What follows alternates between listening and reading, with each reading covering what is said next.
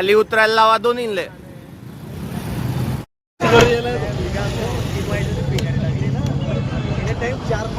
आयुक्त ज्ञानेश्वर ढेरेंचा पीडब्ल्यूडी प्रशासनाचा काही प्रशासनाचा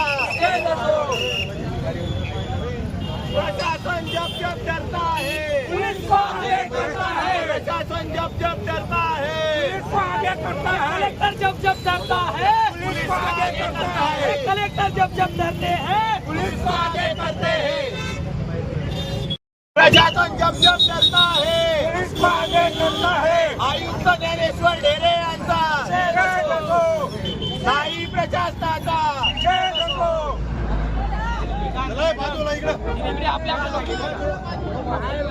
आगे करता है आयुक्त जब जब डरता है पुलिस को आगे करता है कलेक्टर जब जब डरता है पुलिस को आगे करता है प्रशासन जब जब डरता है पुलिस को आगे करता है नेही प्रशासन जब जब डरता है.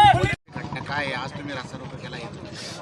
आता 3 ते 4 दिवस आधी कालिंका माता चौकात एक ॲक्सिडेंट झाला. त्यात एक वृद्ध नागरिक होते, ते पायी चालत होते, त्यांचा जीव गेला. परत आम्ही तिथे स्वाक्षरी मोहीम राबवली. पोलीस ठाण्यावर प्रशासनाशी संपर्क साधला, लोकप्रतिनिधींनीही संपर्क साधला, पण PWD प्रशासन असेल, आपलं नाई प्रशासन असेल, मनपा प्रशासन असेल, कोणी लक्ष द्यायला तयार नाही. आणि नागरिकांनी उद्रेक केला तर हे लोक पोलीस पुढे करतात. पोलीस दांडे मारून काही करून त्यांना त्यांचं ड्युटी असते तर त्यांना ते करावंच लागतं, गर्दी पांगवून देतात. यात नागरिकांच्या जी मूलभूत हक्क आहे, सुरक्षा हवी नागरिकांना, ते कुठले तरी कुचललं जातं आहे.